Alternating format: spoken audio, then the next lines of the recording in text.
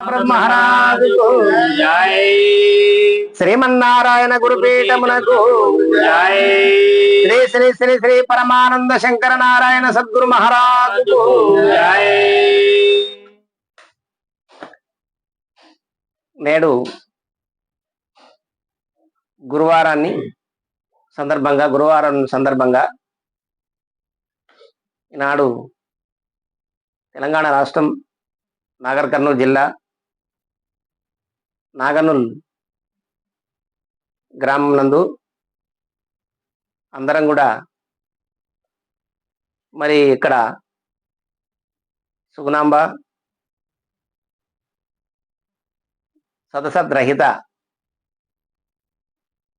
సదసద్రహితానంద తిరుపతయ్య గారి స్వగృహమునందున మనమందరం కూడా సమావేశం కావడం జరిగింది. మరి ఈ సందర్భంగా శ్రీ శ్రీ మద్గురుదేవులైనటువంటి శ్రీ శ్రీ పరమానంద శంకర నారాయణ సద్గురు స్వాముల వారి పాదపద్మములకు శిరస్సాష్టంగా నమస్కారములు తెలియజేసుకుంటూ నేటి కార్యక్రమానికి స్వాగతం పలుకుతూ మరి మద్గురుదేవులు రాసినటువంటి యొక్క ఆత్మానాత్మరహిత పరతత్వ కావ్యంలో ఎరక లక్షణం మనం 9వ కందార్థం వరకు విచారించుకున్నాం.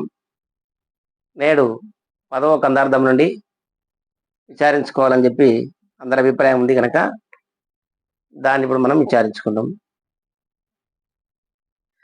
నిలయింద్రజాలమటువలె కల కలగనిపించు చిత్రాకారములటులన్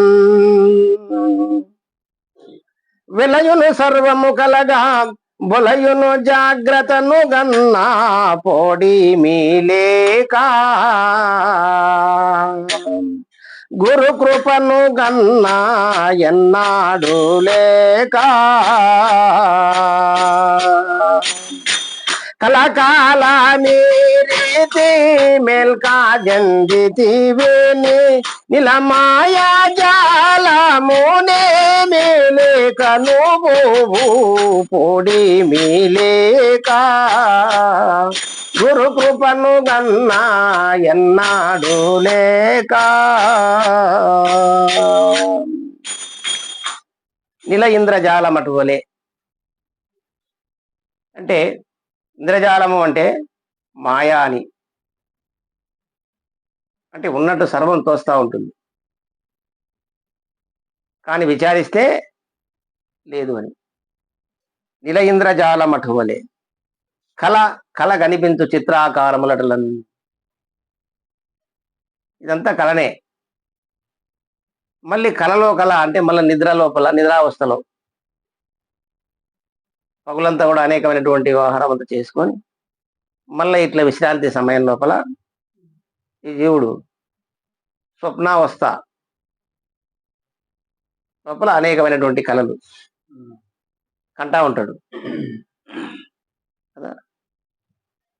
చిత్రాకారములు అంటే అందులో అనేకమైనటువంటి చిత్ర విచిత్రమైనటువంటి రూపాలు, సౌందర్యాలు, ఇంకోటి ఆకారాలు అనేకమైనటువంటి కనబడతా ఉంటాయి.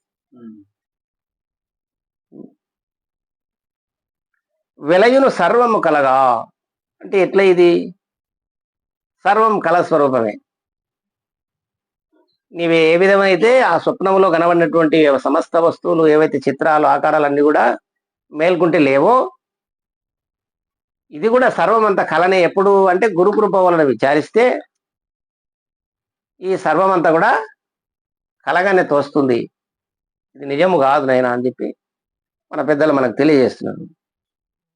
బొలయును జాగ్రత్తను కన్నా పోడిమి లేక, ఎప్పుడు ఆ కళలో ఉన్నటువంటి యొక్క ఏనుగులు, గుర్రాలు, ఇంకోటి మరొక అనేకమైనటువంటి వస్తువులు అనేక ప్రాంతాలు తిరుగుతున్నట్టుగా మనం అంతా అనుభూతి పొందినట్టుగా నిజంగా ఈ కళలో ఇప్పుడు ఈ వ్యవహారం అందు ఎంత నిజమో అది కూడా అంత నిజంగానే తోస్తుంది. అందులో జాగ్రత్తలకు ఎప్పుడైతే నీవు వచ్చినవో ఆ కళలో ఉండే ఆ ప్రాంతము, ఆ వస్తువులు, ఆ సుఖము మేల్కుంటుందా? లేదు. అది నువ్వే మేల్కోగలుగుతావు. అది ఎవరికి వారే అది మేల్కోగలుగుతారు. పోడివి లేక అంటే కొంచెం కూడా లేదనమాట. కళ ఎట్నుంచి వచ్చిందంటే ఏం చెప్తావు? తోసింది చెప్తాం, అంతేగాని ఏ వంక నుంచి వచ్చిందంటే చెప్పలేవు. తూర్పు నుండే, పడమటి నుండే, ఉత్తరం నుండి, దక్షిణం నుండే, లేదా ఈశాన్యం, ఆగ్నేయం, నైరుతి వాయువ్య దిశలు ఎందు, లేదా పైనుంచి వచ్చింది కింది నుంచి ఏమైనా చెప్పగలుగుతారా? దశ దిశలు ఎందు కూడా చెప్పనికి రాదు. అంటే తోస్తున్నాయి అంత, మూలమే లేదన్నమాట. విచారిస్తే దానికి కళకు మూలం లేదు, తోచినాయి అంతే. ఓడిమి లేక, గురుకృపను కన్నా ఎన్నడు లేక. ఇది కూడా కళ అని తెలవాలంటే ఆ కళను నువ్వే మేల్కున్నావు. మరి ఈ కళలో కూడా నువ్వు పెరిగి పెద్దగా ఈ భార్య, పిల్లలు, ఇల్లు, వాకిలి, సంసారం, ధనం, ధాన్యం, వస్తువు, వాహనం, ఇంకోటి మరొకటి అనేకమైనటువంటివి ఇలా చిత్ర విచిత్రమైనటువంటివి ఎన్నో కనబడుతుంది. వీటిని కళ అనుకోవడం కష్టం. ఇది కళ అనుకోవడం కష్టం. అంటే తన వరకు వచ్చేవరకు కానీ తెలియదంట విషయం. తన వరకు మంది ఎంతైనా చెప్పవచ్చు, వేరే వాళ్ళకి జరిగినప్పుడే మామూలు ఎంత శాశ్వతమా, ఇదంతా కళ మాదిరి, మున్నాళ్ళ ముచ్చట, మనం ఉండిపోయేదే కదా అని మందికి ఎంత చెప్పవచ్చు. తన వరకు వచ్చే వరకు ఏర్పడి నీ గతి అంటాడు. ఒక ఊర్లో ఒక రైతు, అంటే పెద్ద రైతు అన్నమాట, దాదాపు ఒక 100 ఎకరాలు ఉన్నటువంటి రైతు. ఆయన దగ్గర ఎప్పటికీ ఓ 10-20 మంది కూలీలు పనిచేస్తారనమాట. ఏదైనా ఒక పంట కానీ ఏదైనా ఒక చేను స్టార్ట్ చేసింది అంటే అంతే వరకు, అంటే పంట అయిపోయే వరకు కూలి ఏనంట మధ్యలో. ఈ వచ్చిన మంది వస్తూనే ఉండాలి, లాస్ట్ వరకు వస్తేనే కూలి ఇస్తా అంటే వాళ్ళు వస్తూనే ఉండాలి. మొత్తం పంట అయిపోయినాక ఒక రోజు దాదాపు అక్కడ 200 కూలీలు అయినాయి, 200 మంది అయినారు. వాళ్ళందరికీ వరుస క్రమంలో వచ్చి కూలి తీసుకొని పోవాలి. వాళ్ళంతా గింజలు కొలిచేవాళ్ళు అంట కదా. అయితే ఒక చిన్న బక్క రైతు, ఒక 2 ఎకరాల పొలం ఉంది, ఒక 2 ఎడ్లు మంచిగా వాటిని బాగా దాక్కున్నాడు. వాటిని ఆడికి 2 ఎకరాల పొలం దున్నుకుంటాడు, మంచిగా మేపుకుంటాడు. ఎడ్లు బాగా ఇట్లా గిచ్చితే రక్తం కట్టేట్టుగా మేపుకున్నాడు ఆయన. ఈ పెద్ద రైతు ఏం చేసిండు, ఈయన ఈ పటేలు 7 మంది జీతగాళ్ళు, 7 గడాలు, అంటే ఈ పెద్ద ఆవు గుంపు, గొడ్ర గుంపులు అనేకంగా ఉంటాయి కదా. జీతగాళ్ళు అంతా గట్టిగా మేపలేరు, అవి బక్క చిక్కిపోయినాయి, గురుదులు లేక పెద్ద ఎడ్లని. ఈ చిన్న రైతు ఏం చేసిండు, ఆ పక్కన ఎడ్ల మేపుకుంటున్నాడు. అవి పెద్ద రైతు ఎడ్లు అక్కడ నుండి ఉరుకొచ్చినాయి, బాగా లెంకేసి కాలుతుంది, దీనికి పట్టుబడిని ఉరుకొచ్చింది. అది బాగా స్పీడ్ గా ఉరుకొచ్చింది. ఈ బుడ్డగుంది ఎద్దు బాగా కొమ్ములు కొచ్చే ఉంటాయి దిట్టంగా. అది వేసి బిరిన ఉరుకొచ్చినప్పుడే ఇది ఇట్లా పెట్టింది, కొమ్ములు పెట్టంగానే ఉరుకొచ్చి దాన్ని డొక్కలు గుద్దుకున్నది. ఆ పెద్ద ఎద్దు డొక్కలు గుద్దుకొని అట్లే కింద వాడి చచ్చిపోయింది ఎద్దు, ఆ పెద్ద రైతు పటేల్ది. ఈ చిన్న రైతు కదా, పెద్ద శిక్షలు అమలు చేస్తుంటారు అప్పుడు అట్లా పెద్ద పెద్ద మనుషులు ఊళ్ళల్లో ఇట్లా తీసుకుపోవడం ఏమన్నా. ఈ కాళ్ళు వనికి భయపడి మళ్ళీ ఎంబడే ఉరికి ముందే చెప్పుకుంటే కొద్దిగా బాగుంటది అని చెప్పి ఆయన దగ్గర పోయి, పటేల్ నీ ఎద్దు నా ఎద్దు, నీ ఎద్దు నా ఎద్దు, కలవాడి చచ్చిపోయింది, కలవాడి దయా అన్నాడంట. అరే భయపడే వరకు నీ ఎద్దు నా ఎద్దు, నీ ఎద్దు కాడవాడు ఆయన పటేల్ అన్న కాడవాడి ఈయన ఎద్దు చచ్చిపోయింది ఏమనుకున్నాడు. ఆ చిన్న రైతు ఎద్దు చచ్చిపోయింది అనుకొని ఏముంది పారా, మనసు నోరేరు కానీ ఎట్లా అయి పాపం. ఇప్పుడు నోరున్న మనసులే పొరపాట్లు చేస్తారు, తప్పులు చేస్తారు, దానికి ఏదో క్షమించుకుంటాం కదా. ఎట్లు మరి తెలిసి తెలియక నోరేరు కానీ చేసింటే లేరా, దానికి పెద్ద ఇంత అవసరం, దాంతో అవసరమా, ఉదయం కూడా తెచ్చుకుందాంలే అన్నాడు. ఇంత మంచిగా చెప్పిండి ఎంత పటేల్ అనుకున్నాడు ఆయన.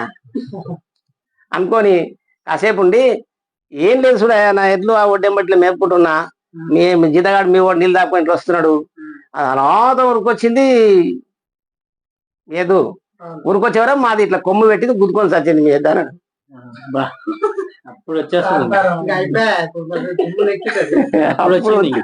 ఏమిరా ఏం మాట్లాడుతున్నావు, అరే వీళ్ళు తీసుకొచ్చి కట్టేరాడా అప్పుడు అంటున్నాడు. అంటే తన వరకు వచ్చే వరకు న్యాయం వేరే అవుతుంది. అట్లా ఇది అంత తన వరకు ఇదంతా అబద్ధం అనేది మందికి అంతా చెప్పొచ్చు కదా కదా. తన వరకు వచ్చే వరకు ఏర్పడుతుంది అనమాట. అప్పుడు అంటే దీన్ని అంటారు త్రికరణ సిద్ధి అని.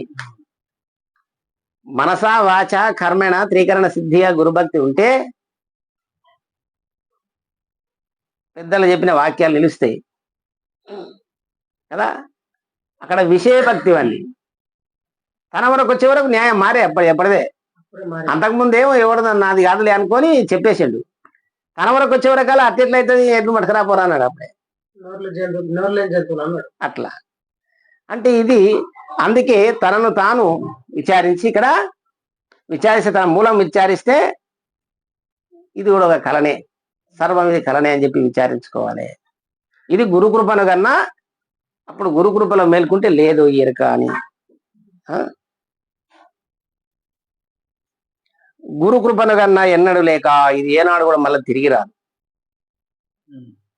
చెట్టు నుండి రాలిన ఆకు మళ్ళీ తిరిగి చెట్టుకు అతుకుంటుందా? చెట్టుకు అతుకొని మళ్ళీ చిగురిస్తుంది లేదు. మనం అనేక పదార్థాలు తిన్నాం, తిన్న తర్వాత ఏదో కడుపులో తిప్పినట్టు వాంతికి వచ్చింది, మళ్ళా తిరిగి మళ్ళీ నాకుతాడా? ఇంత వేస్ట్ అయిపోయానని మళ్ళీ తీసుకుంటాడా? తీసుకోరు కదా. అట్లనే పెద్దల చేత ఇది అసత్యము, ఇది మాయ, ఇది లేనిది, ఇది కళ వంటిది అనేక విధాలు చెప్తున్నారు కదా అని ఎప్పుడైతే నీకు దృఢం అవుతుందో ఆ కక్కినన్నం లాంటిది మళ్ళా ఆ మాయల పడడు. ఏది నిజ నిర్ధారణ చేసుకున్నటువంటి శిష్యుడు మళ్ళా ఆ మాయల పడకుండా ఎప్పుడు సదా గురువాక్యం అందే గురునిష్టలో ఉండి మాయను ఎగరగొట్టేస్తుంటాడు ఎప్పటికప్పుడు. ఇప్పుడు ఏంటంటే ఇది నీటిపైన నాసువలే, నీటిపైన దుమ్ము ఉంటుంది మామూలుగా, మంచి తేట నీళ్ళు. అప్పుడు చెరువుల్లో బావుల్లో దాయమంటే నీళ్ళు, బావుల నీళ్ళు దానికి వల్ల చిన్న ఒక తెర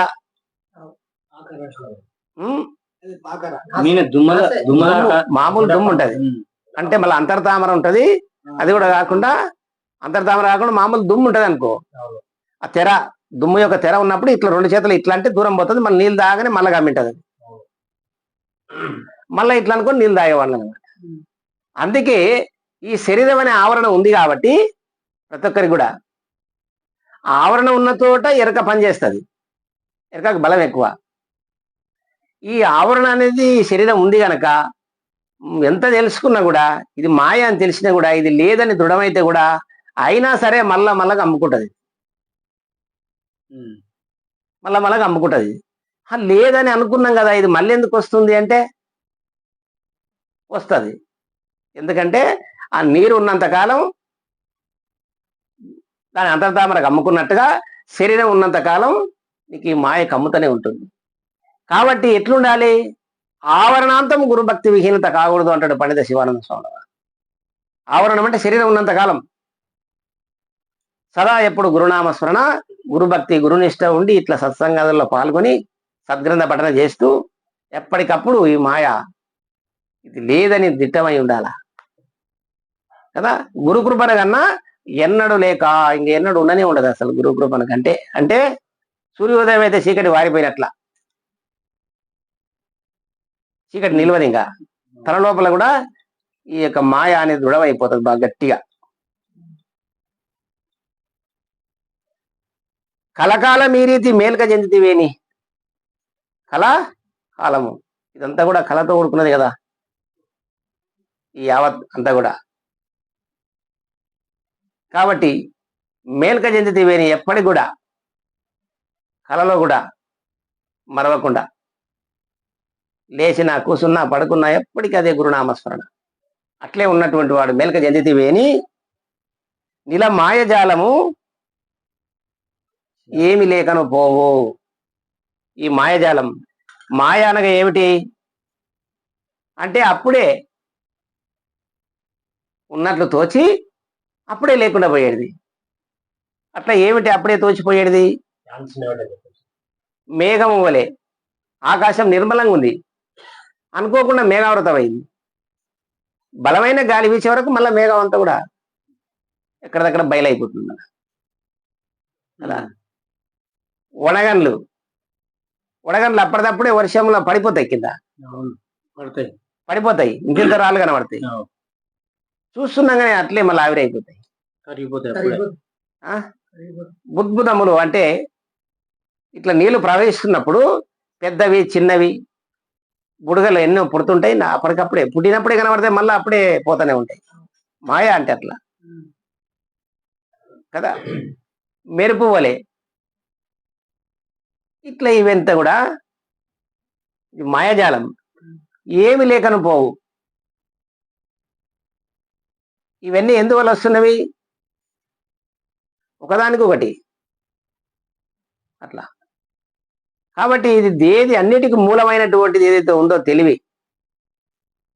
కారణం. సూర్యుడు ఉన్నందువల్ల ఎండమావుల జలం కనబడుతుంది, నీరు ఉన్నందువల్ల అలలు వస్తూ ఉంటాయి కదా. తాడు చూసినందువల్లనే రజ్జు పామని నీకు దోషింది. తాడే లేకుంటే సర్పభ్రాంతి లేదుగా. ఈ అన్నిటికి మూలం తెలివి. ఇవన్నీ తెలివిలో నిక్షిప్తమై ఉన్నాయి కనుక ఈ తెలివి అనేది అక్కడ గురువు అంకితం అయిపోతుంది. గురు కృపణ కన్నా ఎన్నడూ నీ తెలివే లేకుండా పోతుంది అనమాట కదా. గురువు తెలివి లేనివాడు కనుక నిన్ను కూడా అట్లా లేకుండా చేస్తాడు. ఎన్నడూ లేక. జై శ్రీ సద్గురునాథ బ్రహ్మహరాజు జై.